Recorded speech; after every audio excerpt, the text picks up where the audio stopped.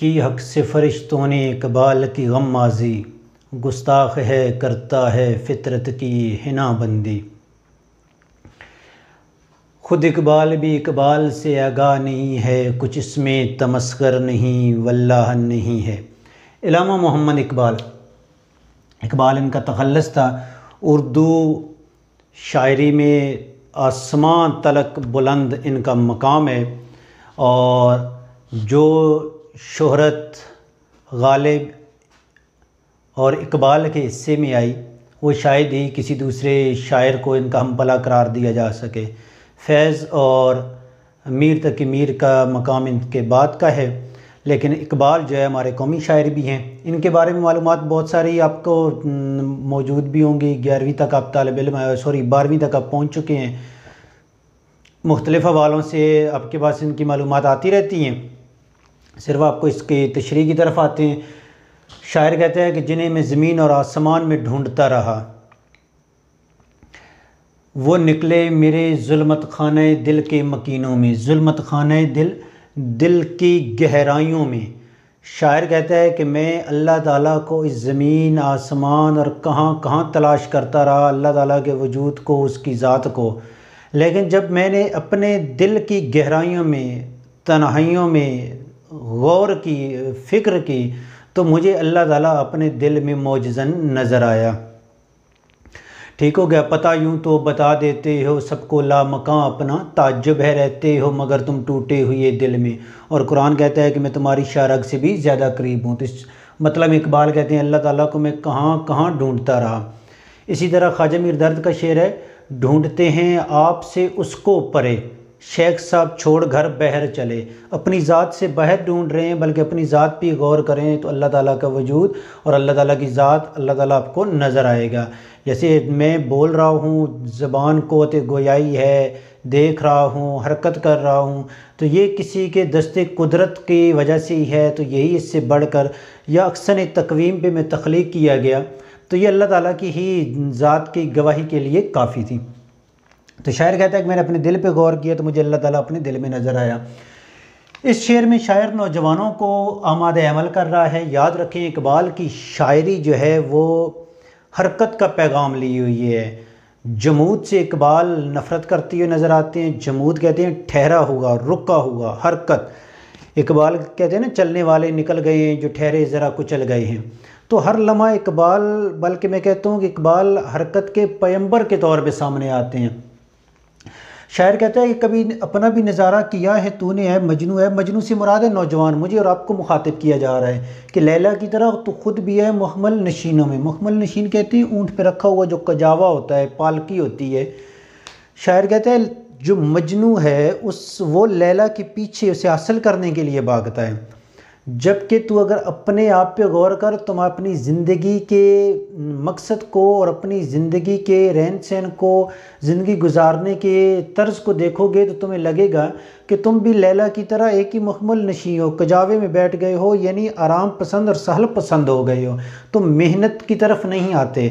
تو شاعر مجھے اور آپ کو آمادہ محنت کر رہا ہے، آمادہ عمل کر رہا ہے، عمل پہ راغب کر رہا ہے کہ اس زندگی میں عمل کا ہی نام ہے اور مقام ہے۔ مہینے وصل کے گھڑیوں کی صورت اڑتے جاتے ہیں، مگر گھڑیاں جدائی کی گزرتی ہیں مہینوں میں۔ یاد رکھیں کہ شاعر جو ہے اس شعر میں صنعت تضاد استعمال ہوئی ہے، وصل اور جدائی اور مہینے اور گھڑیاں۔ ٹھیک ہو گیا۔ مہینہ زیادہ دورانی ہے، تضاد کہتے ہیں متضاد چیزوں کو، دو ایسی چیزوں کو بیان کرنا جو بالکل اپوزٹ ہوں۔ ٹھیک ہو گیا۔ زمین ہے، آسمان ہے، رات اور دن ہے، صبح اور شام ہے، متضاد۔ کہ شعر میں دو ایسے الفاظ کا استعمال کرنا جو معنی کے لحاظ سے، اپنے وجود کے لحاظ سے ایک دوسرے کے مختلف ہوں۔ وصل کہتے ہیں ملنا، ملاقات۔ اور یاد رکھیں وصل اور ہجر یہ اردو شاعری کی جان ہے۔ میں تو اکثر یہ کہا کرتا ہوں اگر وصل اور ہجر کے دو الفاظ نکال دیں تو ایسے لگے گا اردو شاعری کی عمارت بنی ہوئی ہے لیکن اس کی خوبصورتی آپ نے چھین لی ہے۔ یہ اکثر جو ہے شعراء اس چیز کو بیان کرتے ہیں۔ ہمارے ایک دوست شاہ جہاں سالف، ان کا ایک شعر ہے کہ شب فراق میری آنکھیں شور کرتی رہیں، وصل کی شب تھی میرے رخسار شور کرنے لگے، وصل کی شب تھی رخسار شور کرنے لگے۔ شاعر کہتا ہے جب محبوب سے ملا تو وہ وصل کے لمحات جو ہیں وہ گھڑیوں لمحوں کی صورت گزر گئے، پتہ ہی نہیں چلا گزر گئے۔ اور جب جدائی ہوتی ہے، الگ ہوتی ہے، تو وہ جو گھڑیاں بھی ہوتی ہیں، لمحہ بھی ہوتا ہے، وہ مہینے بن جاتے ہیں، وہ وقت گزرنے کا نام ہی نہیں لیتا۔ فیض کا شعر ہے، وصل کی شب تھی تو کس درجہ سبق گزری، ہجر کی گھڑی ہے تو کس درجہ گراں ٹھہری ہے۔ مجھے روکے گا تو اے نا خدا کیا غرق ہونے سے کہ جن کو ڈوبنا ہو ڈوب جاتے ہیں سفینوں میں۔ یہاں پہ اقبال نے تقدیر کے موضوع کو بیان کیا ہے کہ اللہ تعالیٰ نے قسمت، تقدیر لکھ دیا ہے، مقدر لکھ دیا ہے۔ میرے مقدر میں اگر کہیں پہ ناکامی لکھی ہے تو ساری دنیا بھی مل کے مجھے اس میں کامیابی نہیں دلا سکتی۔ اللہ نے مجھے حصے میں، نصیب میں کامیابی لکھ دی ہے تو ساری دنیا مل کے بھی اسے ناکام نہیں کر سکتی۔ تو اس میں تقدیر کا اقبال نے ذکر کیا ہے۔ نا خدا وہ ہوتا ہے جو ملاح ہوتا ہے، جو کشتی کا محافظ ہوتا ہے، بچانے والا ہوتا ہے۔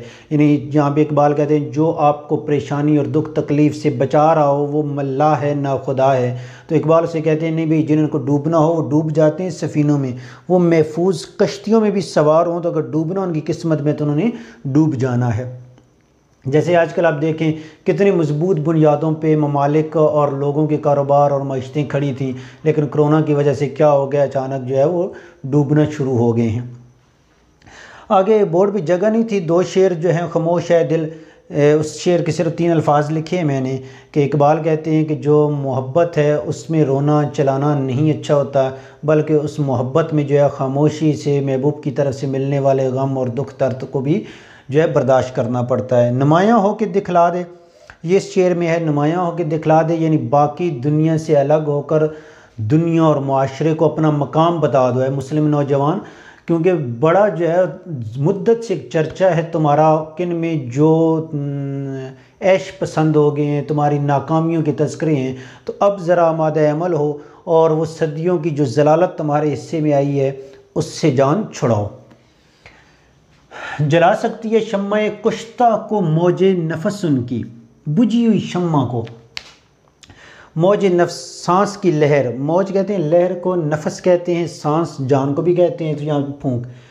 یہاں پہ شاعر اپنے مرد مومن کے فلسفے کی بیان کرتا ہے۔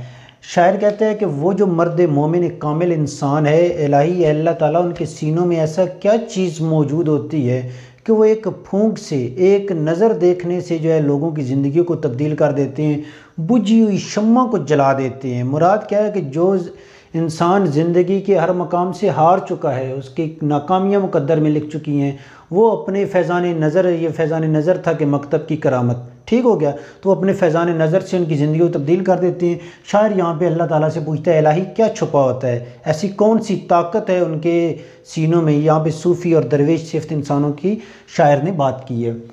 اچھا، نہ پوچھن خرقہ پوشوں کی، خرقہ پوش پیوند لگے کپڑوں کی، ارادت ہو تو دیکھ ان کو ارادت عقیدت، ید بیضا روشن ہاتھ۔ تلمیح استعمال کی ہے شاعر نے، موسیٰ علیہ السلام کو اللہ تعالیٰ نے یہ معجزہ دیا تھا کہ ان کا ہاتھ جو ہے وہ روشن ہوتا ہے، تو اس طرح سامنے کرتے بغل میں دے کے تو وہ سورج کی طرح جو ہے اس سے بھی زیادہ روشنی دینے لگتا ہے، چمکنے لگتا۔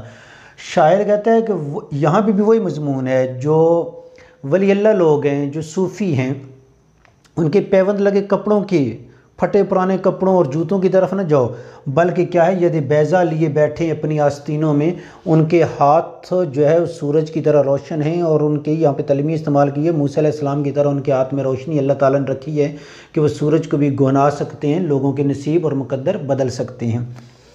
محبت کے لیے دل ڈھونڈ کو ٹوٹنے والا، یہ وہ مے ہے جسے رکھتے ہیں نازک آبگینوں میں، نازک برتنوں میں، جس طرح شراب شیشے کے گلاسوں میں ڈالی جاتی ہے۔ شاعر کہتا ہے کہ محبت جو ہے وہ شراب ہے، اور یہ شراب صرف نازک دلوں میں، محبت رکھنے نازک دلوں میں موجود ہوتی ہے، کیونکہ محبت وہ جذبہ ہے جو سخت دلوں میں موجود نہیں رہ سکتا۔ تو شاعر کہتے ہیں کہ جب محبت کرو، پیار کرو، تو ایسے انسان سے کرو جو نازک دل ہو، جس پہ آپ کے دکھ درد، آپ کی حالت، جس کو آپ کا احساس ہو، ورنہ سخت دل جسے آپ کی ذات، زندگی اور اس سے کوئی غرض نہیں ہوگی، اس دل میں کبھی محبت نہیں آ سکتی اور اس سے محبت کا فائدہ بھی نہیں ہے۔ آخری شعر میں اقبال نے بہت ہی آفاقی بات کہی ہے، اور یہ بہت کم لوگوں میں ہے۔ اقبال کہتے ہیں کہ جو لوگ میری شاعری پہ تنقید کرتے ہیں، جو میری ذات کو ہدف تنقید بناتے ہیں، میں انہیں برا نہیں کہہ سکتا، کیونکہ میں خود بھی اپنے نکتہ چینوں میں، اپنے عیب نکالنے والوں میں شامل ہوں، اور یہ بہت کم ہوتا ہے، ریئر چانسز ہوتے ہیں کہ کوئی انسان اپنی خامیاں اور غلطیاں خود بھی تلاش کرے، ان خامیوں کو پتہ ہونے کے باوجود ان کا ذکر کرے کہ بھئی یہ خامی میرے اندر ہے اور یہ نکلنی چاہیے۔ تو اقبال کہتے ہیں جو میرے اندر خامیاں نکالتے ہیں میں انہیں برا نہیں کہہ سکتا، کیونکہ اگر انہیں برا کہوں گا میں اپنی خامیاں تو خود بھی نکال رہا ہوں، لہٰذا میں بھی برا ہوا۔ تو اقبال کی یہ غزل ان کی بانگ درا کتاب سے لی گئی ہے۔ ایکسرسائز میں جو سوال پوچھے گئے ہیں ان میں یہ ہے کہ اقبال کی اس غزل کے قافیے کون سے ہیں، تو زمینوں، مکینوں، مخمل نشینوں، سفینوں، اس کے بعد سینوں، آستینوں، آبگینوں، نکتہ چینوں۔